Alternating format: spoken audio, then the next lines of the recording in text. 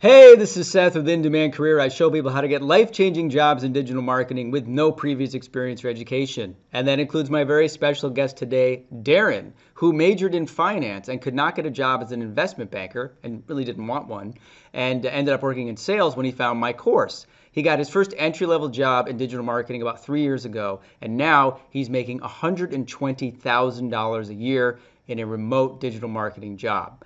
I'm very excited to share his story with you. But just a quick note, when we originally recorded this interview, there were some audio issues. I have since purchased a new microphone, which is in transit. But anyway, the beginning of the old interview got messed up, so I re-recorded this intro, and now I'm going to segue into my interview with Darren. Now, I am a senior paid search campaign manager, and I've been there since January 2020. Pretty much, I am making 80K base salary, and I make commission off my accounts, which equates to about 20 or so K. That's fantastic, man. And you've been there since January 2020. When did you take the course? I took the course, I think it was like 2017 of like November to Okay. January, February. Cool. We'll get into that more in a minute. I'm just curious because, guys, as I've seen it, you've seen it again and again. 60K within a year, and then you can get up to 70. And then by 3 years in, which is right where you are, 3 to 4 years, you're making over 100,000. Yeah. And what are you actually doing? Like, how much ad spend are you managing? What's the job? Yeah, right now I manage a lot of small to medium-sized business clients. A lot of it, all of it is e-commerce, and we pretty much it's D2C brands. We help scale them. So right now during Q4, like very busy time, and for those e-commerce clients, that equates to just about $1 million a month. $1 million a month. That's a lot of money to be Yeah, responsible for. That's why people get paid in this field. And D2C, for you guys watching, I don't know, it means direct to consumer, correct? yeah, correct. Right. So that's interesting. B2B is like business to business, and direct to consumer is e-commerce. Obviously, yeah, they're selling things right to people in the public. So that's got to be exciting. I bet you're working with a lot of different industries, a lot of different types of clients. Yeah, clients that industries I never even thought I would like really enjoy learning more about, like from like home goods to like colorblind glasses to just like lifestyle wear. Like it really just ranges. So I got in like a lot of experience and knowledge just across the map essentially. And did you say colorblind? What was that? Colorblind glasses. Oh, glasses. So what are Yeah, those? like if for colorblind people, I think like 1 in like 60 men are colorblind and 1 in 200 women are colorblind. So very niche market. So a lot of strategy that that got to be involved with that. That is so interesting. So what do the glasses do that's different than It, regular glasses? basically, if you're colorblind, like depending on the colorblindness you have, like you can't see like certain reds or certain greens. It really varies from person to person. And depending on what you have, you take a quick test on their website, and essentially, you can pick out a style frame for you. And when you put on the glasses, you can see those colors. About it. And it's fascinating to see how you can strategize and help these businesses you've never heard of before. Um, whether somebody's selling colorblind glasses or iPod cases or, I remember I had a client once that was a psychic at one of my agencies. And it's just like, oh, this is so interesting. So that's Mm, great. So it sounds like you really enjoy the work. You're being yeah. paid very well. So let's tell people a little bit about how did you get here? So what did you major in college? Yeah. In college, I majored in finance. Always thought I wanted to go the finance route. Very difficult to find a job near graduation, but I eventually landed a cold calling sales job at Yelp, which was a really good experience. Moved up to San Francisco, the whole tech thing, even met the CEO. It was very fun, but the job itself wasn't really my thing. I had this sales experience, so I decided to become a loan officer. And being a loan officer, it was just as tough. I think around that time, rates were really high, so it was very difficult to sell stuff or sell loans, I should say. But then after some time, I decided to go on a back end and then work on like being an underwriter for loans. And I just realized at some point that this is not the route I wanted to go on, because I know I was getting like a little burnt out, a little uninterested with the work I was doing. And then I was referred to your course from a friend of a friend, essentially. And I took a leap. I spent my own money, created my own sports blog. I learned from you. Like I ran ads with my own money as well too, which made me comfortable enough to start interviewing for jobs. And then I landed my first digital marketing role, I think within, I want to say 3 months, 4 months of taking your course. That's awesome, man. Wow, that was really, really, really well put. And for you guys watching, an underwriter is sounds like undertaker, which is it's like underwriter.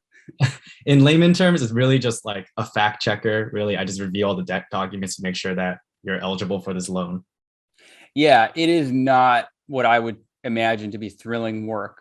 I mean, if you like numbers and stuff, but like you're basically reviewing people's like their credit scores, their incomes, and yeah, you're doing that day in, day out. And the other thing is, guys, by the way, being a loan officer does not require a college degree at all. So you have this degree in finance, you're working in a field that's mostly sales. And what do I tell you guys anyway? If you read my book, Skip College for Success, if you're a college graduate or not a college graduate, you're going to work in either administrative, office work, customer service, or sales. That's where all the other jobs are for people who don't have really in-demand skills like digital marketing. So, and I remember then you did tell me that you knew Athena. Do you know Athena, or did you know someone who knows Athena? My girlfriend knows Athena. I don't know who she is, but I've seen her, on your LinkedIn and all that. Oh, okay. Yeah. So you guys know I interviewed Athena like a year ago, one of my superstar students.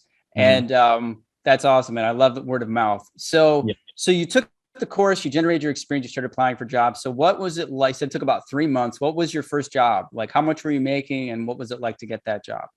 Yeah. So my first job, I was a paid search specialist at a company called USIM in Orange County.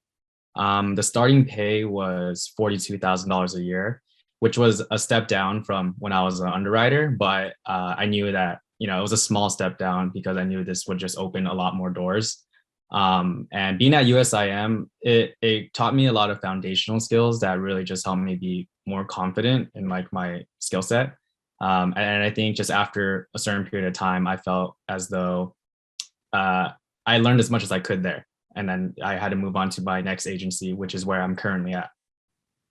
That's great, man. I'm glad you were self-aware enough to do that and confident enough to it. But let's, because again, most people watching this haven't either in the course or they're looking for their first job, or they don't know that much about digital marketing. What was it like to getting that first job? So you show up to the interview, you were your last job, you were a loan officer, a salesman. How did the interview go? Did they say, hey, we don't, where's your 2 years of experience? And how much experience did the job posting say? Do you remember? Yeah, this job posting actually didn't say you needed any experience, just needed like Excel skill set. And if you knew the platform, that's like a huge bonus. The one thing about the interview was that they just asked me like what I knew about the platform. I told them, I took a course and then I ran my own ads just for experience, tried drop shipping and all that. And they were impressed. And then at the end of the interview, I took an Excel test, which I was nervous about, but in finance, I learned Excel, but like, I guess different kind of Excel. So it proved to be useful. And I think I passed the Excel test enough just to land that job. Clearly. That's great. And so when your first week or your first few months on the job, like how much ad spend were you managing and how did that go? Yeah, so a lot of the clients, they were like lead gen clients. I think after that the first month was pretty intimidating, just kind of learning, an agency's process, because I was doing everything on my own, and every agency has their own kind of process. So just learning that was a bit challenging at first. I'm not gonna lie, but after a couple of weeks, I think because I still had that mindset where I had to like really like learn if I really wanted to succeed. So in that first month, I took it like, oh, I'm getting paid to like learn your course essentially, you know? So I did that. But the average ad spend in that first month was probably about like 10K a month. It wasn't really a lot. It was just like starting off. That's perfect. That's where it should be. I mean, that's how you make your way to $1 million. You know, it's hard to go from 0 to $1 million, but 0 to 10,000 or 20 or 30,000, and then so on. And it sounds like did you have like support? Did you feel, were you able to ask questions? Yeah, I was able to ask questions. Back then there were still in-office jobs. So I was able to kind of just like shadow a lot of people, ask a lot of questions. And so I think that going there, it was a good first experience. But I think it's that agency. It's just like I could be learning a lot more. I think that's why I eventually went to the next one. Yeah, but that's what it's supposed to do. And I had another interview with one of my a student of mine who was working at another agency in, I don't know if it was Orange County or if it was Northern California, but yeah, he wasn't being paid. I told him you need to advance because he wasn't being paid quite what he should be. But that first job is what gives you the experience to get to the next job. And that's, exactly. And then by then you're so much more confident. So why don't you tell people how you got your next job and how long did you spend at that first job? Yeah. So I think I was there for 10 months, about 10 or 11 months. Being paid 42, I think I got bumped up to like 45 after like 6 or 7 months. But I was actually reached out to by a recruiter, and the job was in LA. And for those who don't know, Orange County to LA, it's like hell. It's like 2-hour commute one way. So I got hit up by a recruiter from Commute 6, which I currently work at. And I did a lot of research on them. Like people seem to love them on Glassdoor. Like everyone just seemed to have a great time there. It had that office vibe that I was looking for. And I decided to just take a leap of faith, really, even though that commute was 2 hours one way. But then the pay was also 45K. So it was more of a lateral move, but I knew that this agency would definitely just take me to where I am today. That's awesome. And by the way, the commutes, well, I mean, it's less of an issue now. Everything being so remote. And are you remote now or are you in the office? Commute 6 is now a fully remote agency. Right. That's happened with so many agencies. It's cool to hear about the culture. I'll bet you they had a cool office beforehand, but now are they going to go back to the office or are they just going to continue to be remote? I think there's some talks about maybe like some WeWork kind of esque co-working spaces, but nothing definitive quite yet. It's fully remote as of now. That's really interesting, man. It really has changed things. So, but yeah, and that commute, how long did you do that commute? And did you eventually move to LA? No, so I've never moved. I was in Orange County the whole time. I did that commute for 6 weeks until the pandemic happened. But fortunately, Commute 6, they're really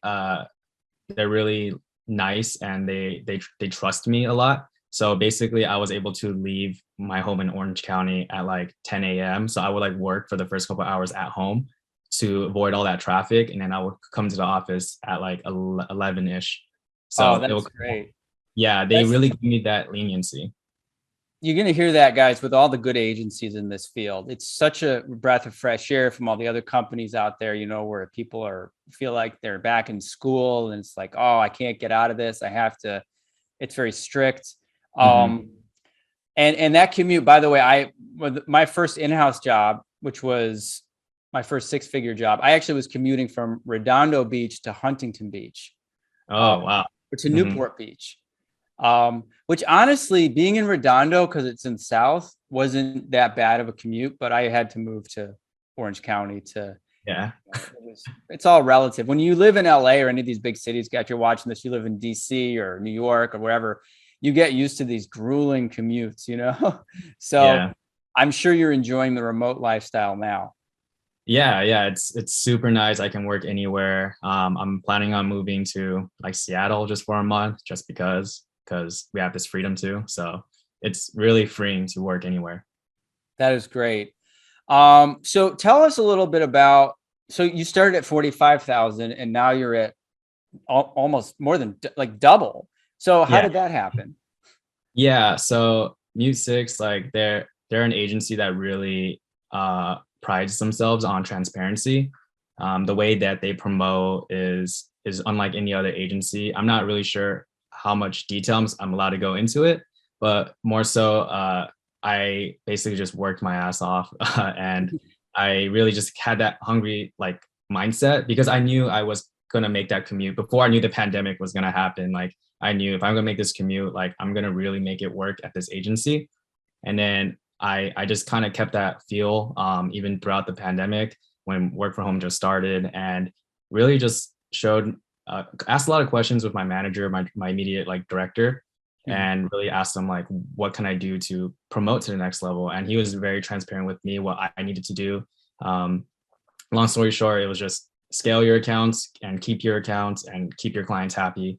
And I was able to do all that, and I think he recognized it and was just able to. He felt comfortable promoting me at the rate at which I did.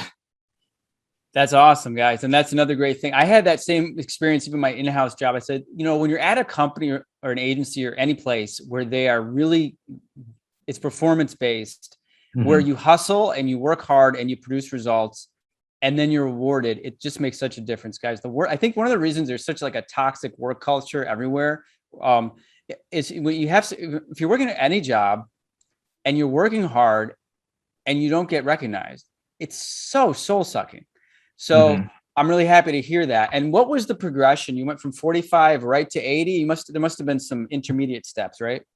Yeah, it was like 45K, and I think for me to there's probably a total of 4 promotions.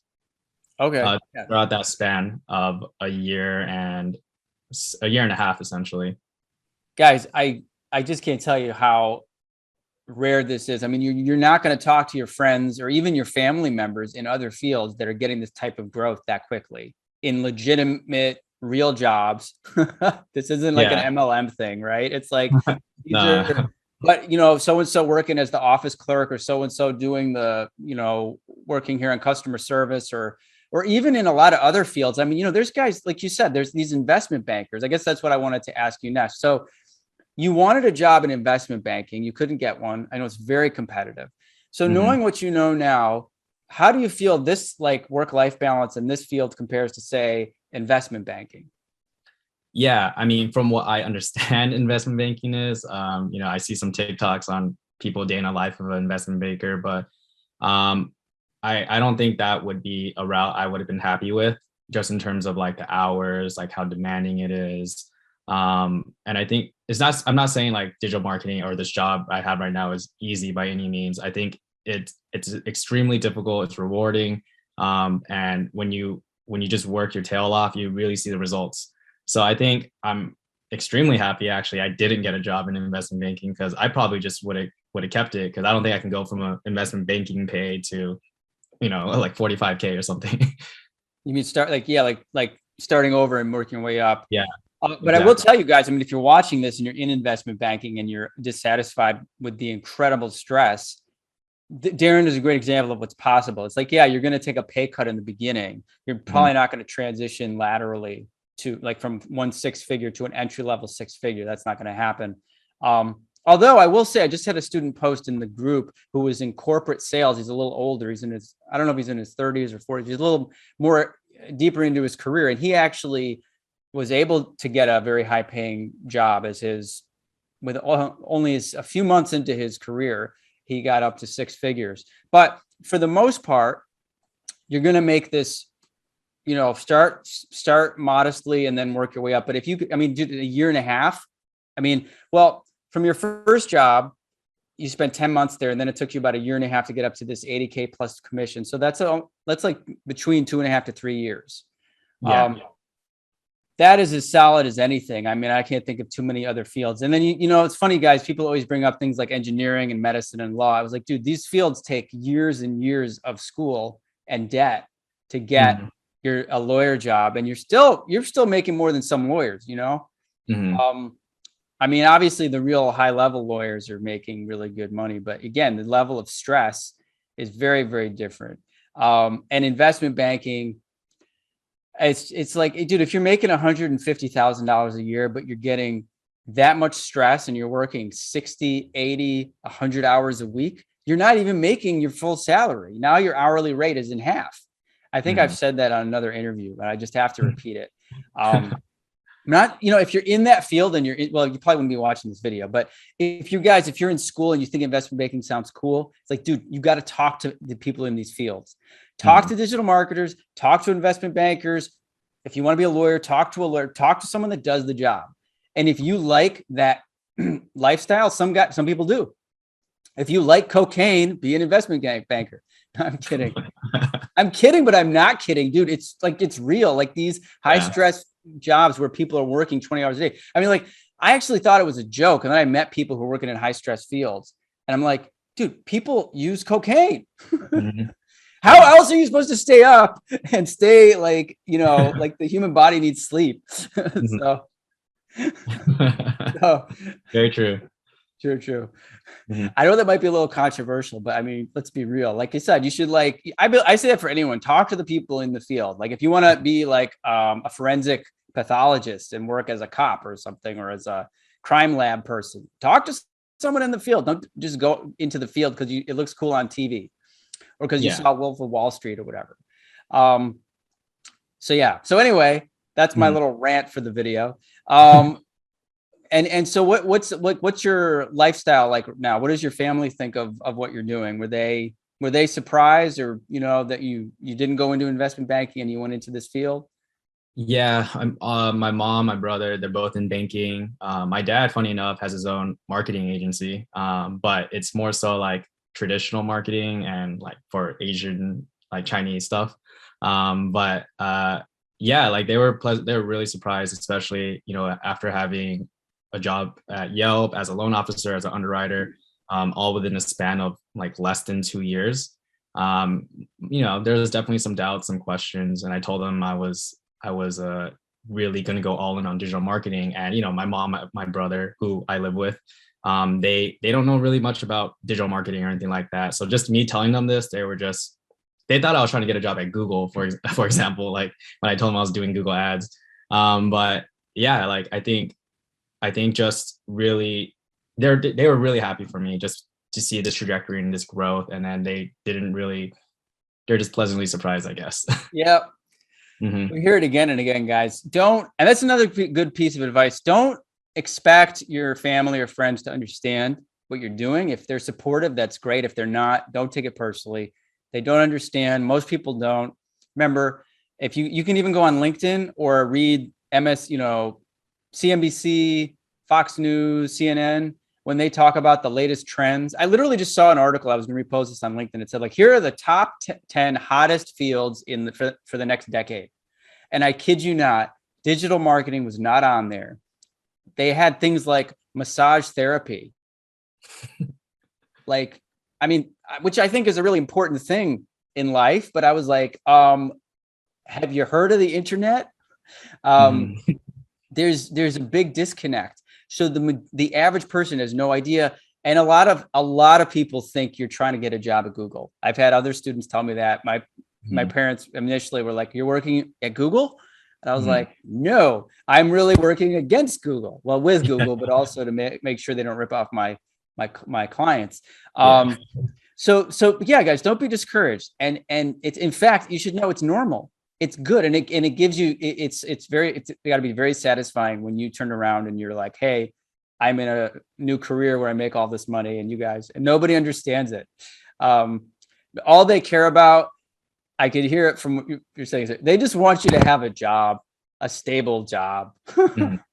Yeah. And I think one thing that in college or graduating from college was that people heard I worked at Yelp and they're like, "Oh, wow, like you work at this big tech company," but it really it isn't that glamorous. I hear all the time from people who do work at like big tech, like there's not really the most enjoyable job for the most part. And it really just depends on the actual work. So I think I just really found what I enjoy doing and, just stuck with it, and really, I'm still enjoying it.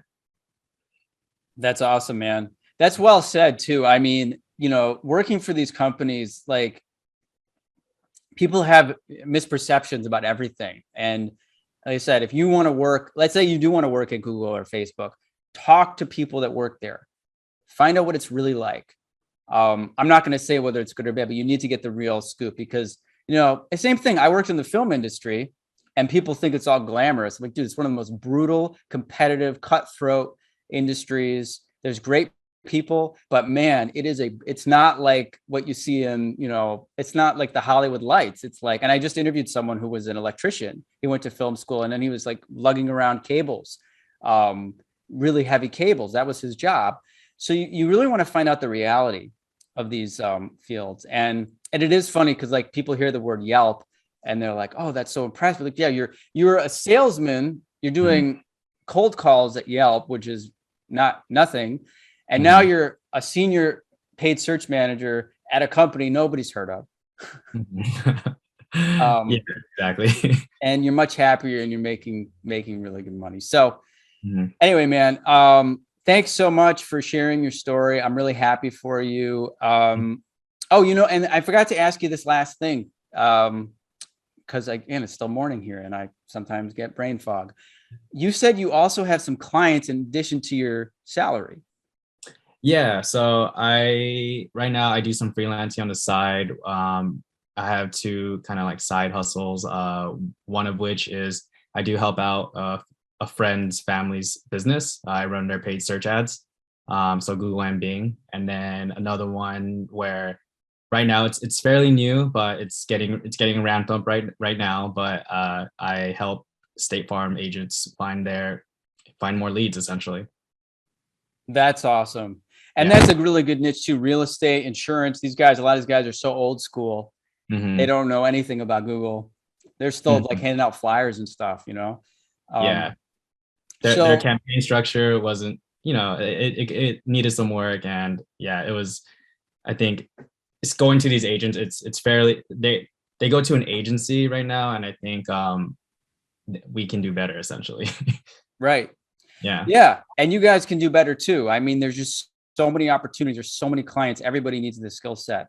And so with your salary and your freelance, like how much do you make a year? Yeah. Salary, freelance, probably averaging to about 120 and could be more if Q4 goes well. That's so great, man. Yeah. So yeah. I mean, these are really, really impressive numbers and you've got the work-life balance and you love what you do. So I'm very happy for you. Is there anything else you want to say to me or anybody watching the interview? Yeah. I think if you're on the fence about it, really just go for it. It's scary. I know, like I was scared to shell out my own money to do this, especially because I wasn't making a ton and paying rent and all that. But really this course changed my life. I think I'm on a good path. I can see myself doing this for the rest of my life. And I'm honestly just been really happy with where I am professionally. So I say, just take the lunge. Awesome, man. All right. Well, thanks again for sharing yourself with everybody. Can people reach out to you on LinkedIn if I put your link below the video? Yeah, that's fine. Awesome. Yeah, guys, you can always reach out to my students. Everybody's really happy to share. It's one of the things I really love about this community. So anyway, man, congrats again on all your success. I look forward to catching up with you again in the future and see where you are. And we'll talk soon. Yeah, of course. Thanks, Seth.